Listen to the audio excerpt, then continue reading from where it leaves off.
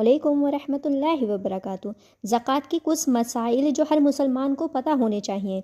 आज मैं उन्हीं कुछ मसाइल को आप सब लोगों को समझाने जा रही हूँ। जैसे कि लोग मालूम करते हैं कि रमज़ान के महीने में ज़कात किन पर फ़र्ज़ होती है और कब होती है। ज़कात हम पर फ़र्ज़ हुई या नहीं हुई कैसे पता करें, ज़कात कब निकालें। और कुरान आमतौर पर ये समझा जाता है कि रमज़ान में ज़कात निकालने का महीना है और रोज़ा रखने का महीना है। कुछ ज़रूरी मसाइल हैं जिनका इल्म हर मुसलमान को होना बहुत ज़्यादा ज़रूरी है। आज उन्हीं मसाइल के ऊपर हम कुछ बात करने के लिए जा रही हूँ, तो इंशाल्लाह ताला आपको बहुत फ़ायदा होने वाला है। आज के इस वीडियो से इंशाल्लाह ताला आज हम ज़कात पर बात करेंगे। कोशिश ये रहेगी कि आप सब लोगों के सवालात को मैं ज़्यादा से ज़्यादा कवर करूँ, ताकि ज़कात के जो मसले हैं हम सब के माइंड में रहते हैं, हम परेशान रहते हैं, वो मसले को क्लियर कर सकें। क्योंकि देखिए कि इस्लाम की बुनियाद सिर्फ 5 चीज़ों पर है। उसमें से है एक सबसे पहली ज़कात। जैसे रोज़ा फ़र्ज़ है, जैसे नमाज फ़र्ज़ है, जिस तरह से हज फ़र्ज़ होता है, इसी तरह से ज़कात भी ये फ़र्ज़ है। ये बहुत अहम इबादत है। फ़र्क इतना है कि ये सिर्फ मालदार लोगों पर है। ज़कात कौन लोग निकालते हैं? वो जो मालदार होते हैं। और किनको दी जाती है? जो गरीब होते हैं। ज़कात इस्लाम में इसलिए है ताकि गरीब लोगों की मदद हो सके और गरीब लोग हाथ फैलाने से बचें और भिखारियों की तादाद कम हो, सूद लेने से बचें और मुआशरे में गरीब लोगों की मदद होती रहे। इसलिए ज़कात सिर्फ रमज़ान की इबादत नहीं है, बल्कि जिस पर जब फ़र्ज़ हो गई है उस साल उसे निकालना चाहिए। ये तो सबसे बड़ा मसला रहता है कि हमें पर कब फ़र्ज़ हुई और हमें कब निकालनी चाहिए। तो इंशाल्लाह ताला इसमें बहुत सारी चीज़ें हैं जो हम ज़रूर क्लियर करेंगे। ज़कात ना निकालने के बड़े सख्त वायदे हैं। एक हदीस मुबारका में आता है, अल्लाह के नबी सल्लल्लाहु ताला अलैहि वसल्लम ने इरशाद फरमाया, आखिरत के मैदान में एक शख्स के गले में जो होगा सांप लिपटा हुआ होगा और उसको डस रहा होगा। तो उसको बताया जाएगा, ये तुम्हारा वही माल है जिसकी तुम दुनिया के अंदर ज़कात नहीं निकालते थे। दुनिया के भी बहुत ज़्यादा नुकसानात हैं और आखिरत के भी बहुत ज़्यादा नुकसान हैं ज़कात ना निकालने के। और ज़कात निकालने वालों को दुनिया में भी बहुत ज़्यादा फ़ायदा होता है और आखिरत में भी बेशुमार फ़ायदा होता है। दुनिया के अंदर ज़कात निकालने से हमारे घर में कारोबार में बरकत आती है। जैसे होता है कि हम सब बहुत ज़्यादा गंदे हो जाते हैं और हमारे हाथ पैर गंदे हो जाते हैं, हमारी बॉडी गंदी हो जाती है, तो हम क्या करते हैं, हम नहाते हैं, फिर हम फ्रेश हो जाते हैं, एकदम पाक हो जाते हैं। जब गाड़ी बहुत ज़्यादा वो चलने लगी, बहुत ज़्यादा आवाज़ करने लगी, तो उसकी क्या करते हैं, हम सर्विस कराते हैं। बिल्कुल इसी तरह माल को भी फ्रेश करने के लिए ज़रूरत पड़ती है ज़कात की। जैसे कि साल में जितना भी आपके पास माल है, तो आपने उसकी साल में ज़कात निकाल दी, तो वो क्या हो गया, हमारा माल एकदम फ्रेश हो गया। दुनिया के लिए भी और आखिरत के लिए बहुत ज़्यादा ज़रूरी है ज़कात। आइए जानते हैं कि ज़कात किस किस पर फ़र्ज़ है और किस किस पर अल्लाह ताला ने ज़कात हर अमीर आदमी पर फ़र्ज़ फरमाई है। और ये मालदार आदमी पर बार बार ये लफ्ज़ आएगा, साहिब निसाब, साहिब निसाब, साहिब निसाब। और ये शब्द जो है आपको याद कर लीजिए। जैसे कि अल्लाह ताला ने फ़र्ज़ फरमाई है किस पर, साहिब निसाब को पर। अब साहिब निसाब कौन है? एक यानी कि जो मालदार हो। तो अब मालदार किसको कहा जाएगा? अगर ये कहा जाए कि जो आदमी मालदार है वो ज़कात निकालता है, हो सकता है कि बहुत सारे लोग अपने आप को मालदार ही नहीं समझते हो। ये क्राइटेरिया भी होना चाहिए कि मालदार कौन होगा। तो क्राइटेरिया इस्लाम का ये है कि ये जिस शख्स के पास, चाहे वो मर्द हो या औरत हो, इसमें औरत को भी अच्छे तरीके से समझ लेना चाहिए।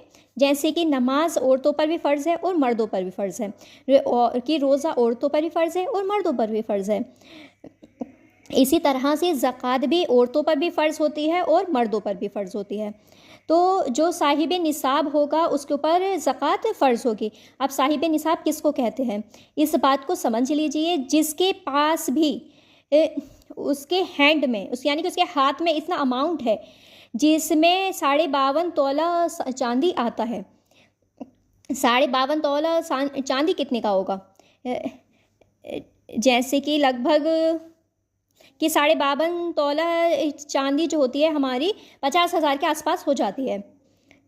तो 50,000 रुपये का माल जिसके हाथ में भी हो, यानी कि 50,000 रुपये का माल कि कौन कौन सी चीज़ें ऐड की जाएंगी, इसमें भी बहुत सारी चीज़ें कैलकुलेट की जाएंगी हमारी जो 50,000 के की हों, जिन्हें कैलकुलेट करने के बाद देखा जाएगा कि ये चीज़ हमारे पास 50,000 रुपये की है, तो आप साहिब निसाब कहलाएंगे, वरना नहीं कहलाएंगे। वो 4 चीज़ें कौन कौन सी हैं याद कर लीजिएगा। कैश, सबसे पहला कैश।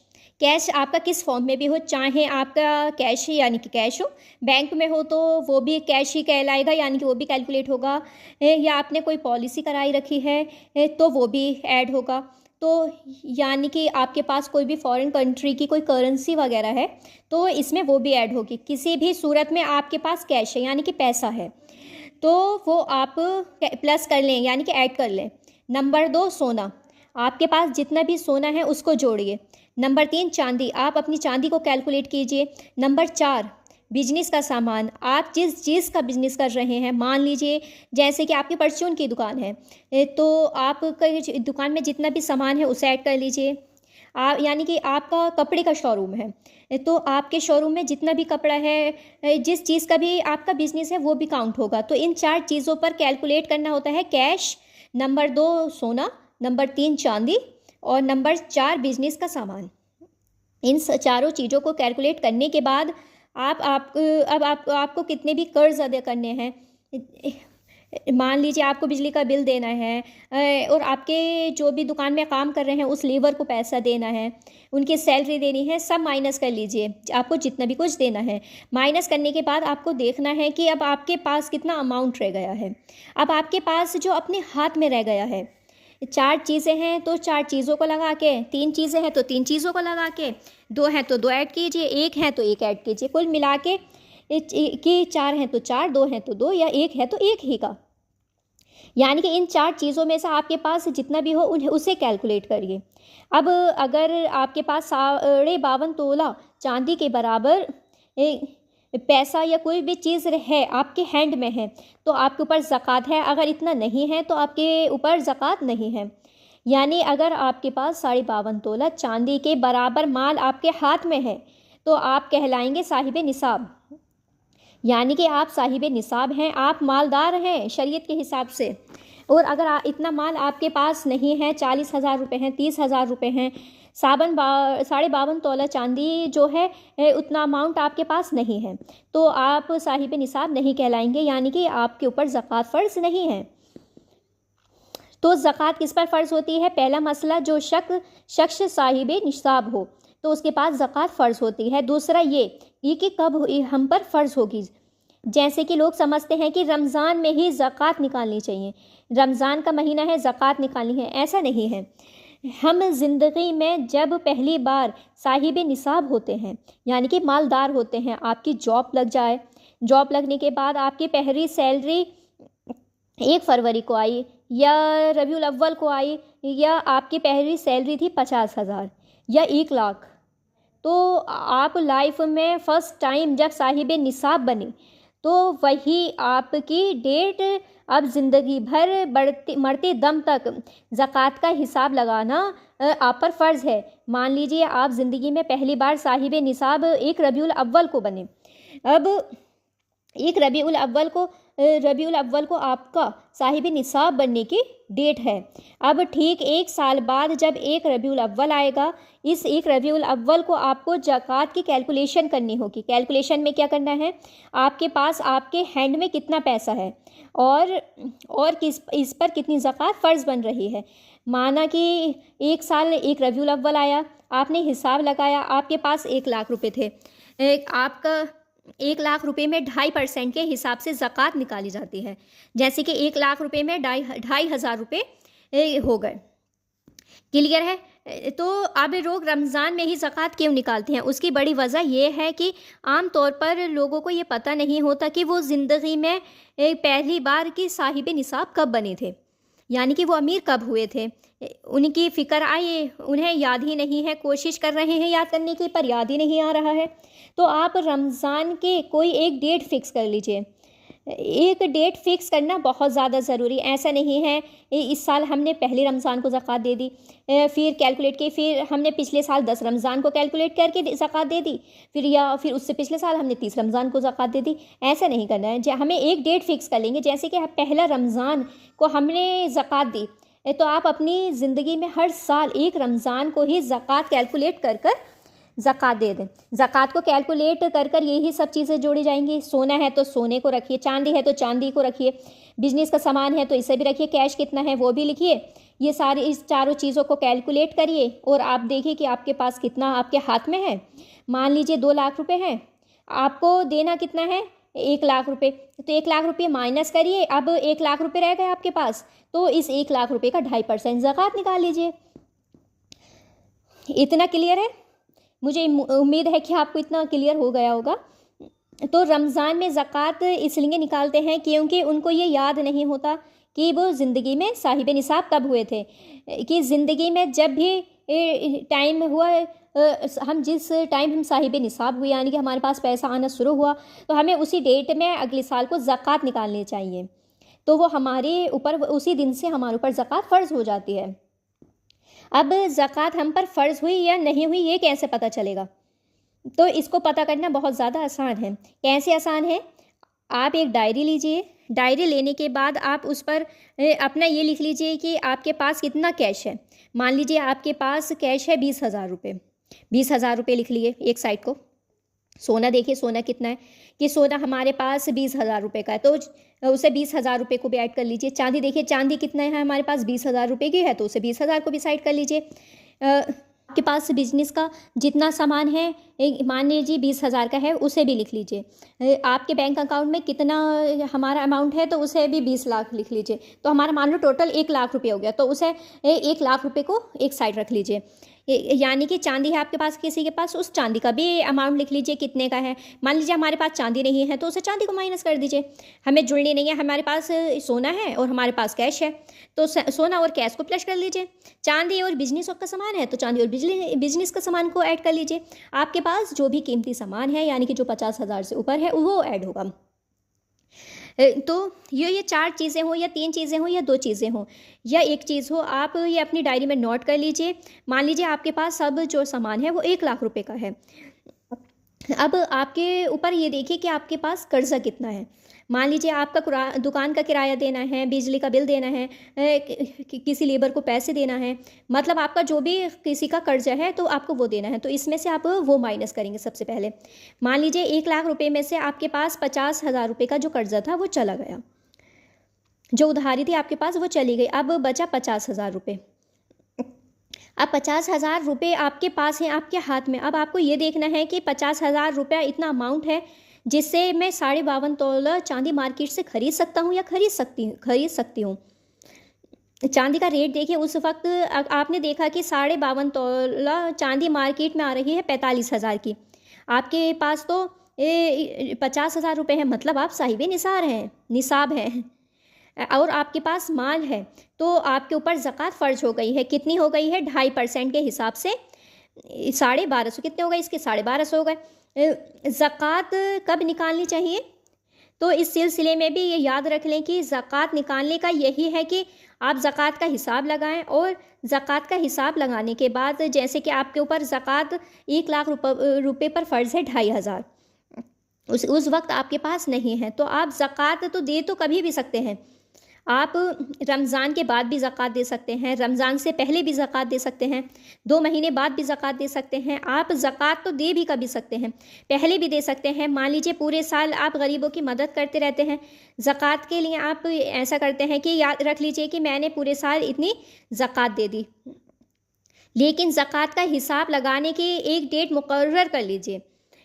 आपकी एक डेट ज़कात का हिसाब लगाने के लिए होनी चाहिए, जैसे कि 1 रमज़ान, 10 रमज़ान, एक डेट फिक्स कर लीजिए और हर साल उसी डेट में आप ज़कात का हिसाब लगाएं। ज़कात का हिसाब लगाने के बाद आप लिख दीजिए कि इस साल आपके ऊपर ज़कात बना 3,000 रुपये, जो भी है 4,000 रुपये वो आप कभी भी दे सकते हैं। यानी कि आपके पास कैश नहीं है तो आप कभी दे सकते हैं। ये नहीं है कि आपने जो डेट फिक्स की थी उसी डेट में हम देंगे, मतलब हम किसी भी डेट में दे सकते हैं, पर हमने अपनी कैलकुलेशन लगा के रख ली है। हमें ये पता चल गया है कि हमारी ज़कात हमारे ऊपर इतनी फ़र्ज़ है, हमें इतनी ज़कात देनी है, तो हम किसी भी दिन दे सकते हैं। आप पूरे साल ज़कात गरीबों में देते रहे और आपने जब ज़कात निकाला, ज़कात का हिसाब लगाया तो कि आपके ऊपर 3,000 रुपये ज़कात बन रही थी। आप ऑलरेडी 3,500 रुपये पूरे साल में दे चुके हैं, तो आपकी ज़कात पूरी हो गई। तो थोड़ी थोड़ी देकर भी आप ज़कात दे सकते हैं, और वन टाइम में यानी कि एक बार में भी पूरी ज़कात दे सकते हैं। ठीक है, मुझे उम्मीद है कि आपको ये चीज़ अच्छे से समझ में आ रही होगी कि ज़कात किस पर फ़र्ज़ होती है और कब होती है, और ज़कात हम पर फ़र्ज़ हुई या नहीं हुई ये कैसे पता होगा। अब आप में से हर शख्स ये होगा कि कॉपी पेन लेकर बैठे और अपने हाथ का ये देखें कि मेरे हाथ में कितना पैसा है कि कितना नहीं है। ये सब लिख लें कि आपके पास कितना कैश है, कितना सोना है, कितना चांदी है, या आपका बिजनेस का सामान जो है वो कितना है। इन चारों चीज़ों को ऐड करिए। अगर आपके पास ये चारों चीज़ें नहीं हैं तो आप 2 चीज़ें ऐड कर लीजिए। जो जो चीज़ आपके पास है, सोना है तो सोने को ऐड कर लीजिए, चांदी है तो चांदी को ऐड कर लीजिए। अगर आपके पास सोना चांदी नहीं है, कैश है, तो आप अपने कैश को ऐड कर लीजिए। जो आपको दूसरों को देना है वो माइनस कर लीजिए, और फिर ये देखिए कि आपके हाथ में कितना रह गया।